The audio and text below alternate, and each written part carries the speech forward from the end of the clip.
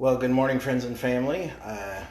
Here we are for our Friday, August the 16th devotional from our Walking with Jesus reader. And today is our first real story that comes from all four Gospels and has a little bit of reading to it. So I'll be reading on pages 17, 18, and 19 today. And so today's story is one that most people are fairly familiar with, and maybe we'll learn something new, because today we're looking at the feeding of the 5,000. So we'll be looking at Matthew chapter 14, Mark chapter 6, Luke chapter 9, and John chapter 6. So here we go. Let's dive into our story. As soon as Jesus heard the news, he left in a boat to a remote area to be alone. But the crowds heard where he was headed and followed on foot from many towns. Jesus saw the huge crowd as he stepped from the boat, and he had compassion on them and healed their sick. That evening the disciples came to him and said, "This is a remote place, and it's already getting late. Send the crowds away so they can go to the villages and buy food for themselves." But Jesus said, "That isn't necessary. You feed them."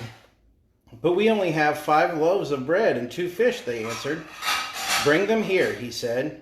Then he told the people to sit down on the grass. Jesus took the 5 loaves and 2 fish, looked up towards heaven, and blessed them. Then, breaking the loaves into pieces, he gave the bread to the disciples, who distributed it to the people. They all ate as much as they wanted, and afterwards the disciples picked up 12 baskets of leftovers.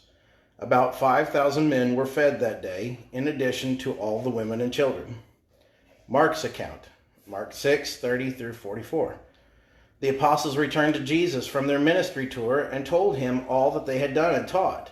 Then Jesus said, "Let's go off by ourselves to a quiet place and rest a while."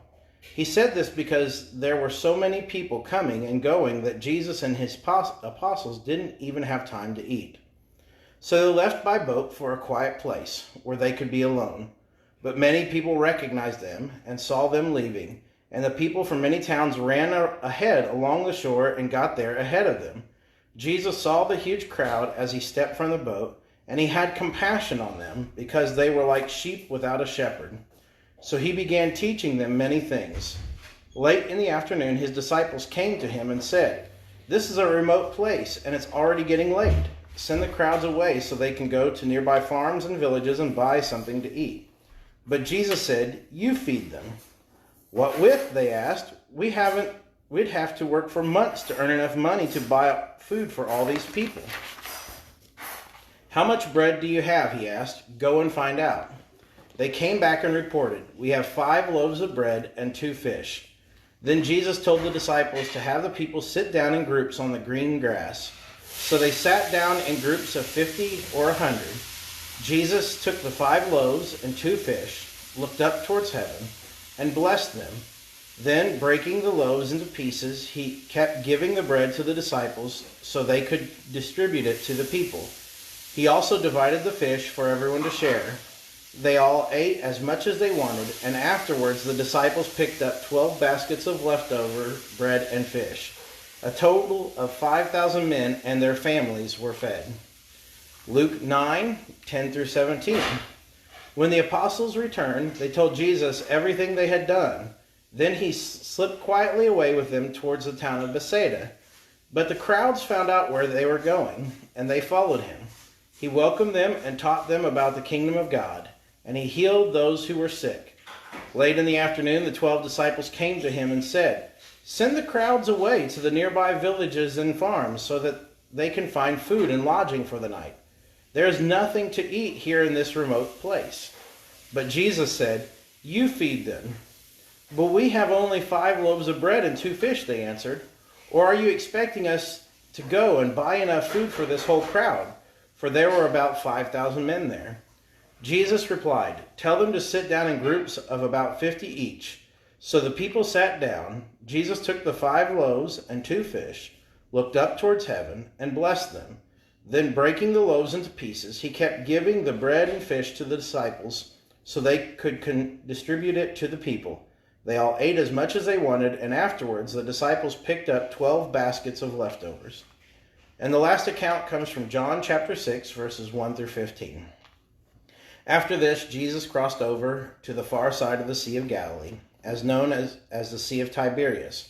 A huge crowd kept following him wherever he went, because they saw his miraculous signs as he healed the sick. Then Jesus climbed a hill and sat down with his disciples around him. It was nearly time for the Jewish Passover celebration. Jesus soon saw a huge crowd of people coming to look for him. Turning to Philip, he asked, "Where can we buy bread to feed all these people?" He was testing Philip, for he already knew what he was going to do. Philip replied, "Even if we worked for months, we wouldn't have enough money to feed them." Then Andrew, Simon Peter's brother, spoke up. "There is a young boy here with 5 barley loaves and 2 fish. But what good is that with this huge crowd?" "Tell everyone to sit down," Jesus said. So they all sat down on the grassy slopes. The men alone numbered about 5,000. Then Jesus took the loaves, gave thanks to God, and distributed them to the people. Afterwards, he did the same with the fish, and they all ate as much as they wanted. After everyone was full, Jesus told his disciples, "Now gather the leftovers, so that nothing is wasted." So they picked up the pieces and filled 12 baskets with scraps left by the people who had eaten from the 5 barley loaves. When the people saw him do this miraculous sign, they exclaimed, "Surely he is the prophet we have been expecting." When Jesus saw that they were ready to force him to be their king, he slipped away into the hills by himself. So just a couple of thoughts. One, it's interesting to see a miracle from all 4 perspectives and see what is the same. They all talk about Jesus praying over this, breaking it, asking everyone to sit in the grass and sit in groups. There's a lot of similarities, but there are a couple of little differences. John focuses on the fact that Jesus is testing Philip, asking him what he is going to do about this problem. They all talk about the fact that Jesus taught the people who came and followed them. They all talked about the fact that Jesus healed their sick. And this causes me to think of a reality that as a pastor I know I don't often pay attention to. Ministry is never just what you think it's going to be. If Jesus was just about teaching, then he would have taught the people, dismissed them, and not been concerned about their bellies. If he was just concerned about healing them, he wouldn't have taught them, and he wouldn't have had that extra compassion to be concerned about feeding them and caring for them. The reality is, oftentimes, ministry leads to more ministry. It gives us the opportunity to show God's continuing, ongoing presence and love. It wasn't enough for Jesus to just teach the people and heal them. He needed to feed them too. And he wanted his disciples to understand this reality. The kingdom of God isn't just about learning and knowing the right things. The kingdom of God isn't just about healing and salvation. It's not just about setting people whole again. The kingdom of God truly is about a community where we learn God's truths, where we experience God's salvation, but also where we are a part of God's family. The reality is, I think in a world where so many people are longing for true community, the truth of this miracle reminds me that God has been seeing this all along. He longs for us to commune with him, to fellowship with him, and to be with him. I don't know what you're doing this Friday, but I pray and I hope that you will find a way to experience God's community this day, and that you'll allow him to feed you, to heal you, and to teach you, but also that you will allow him to work through you, that you might bring that kingdom truth to others. You guys have a blessed Friday, and I'll see you tomorrow.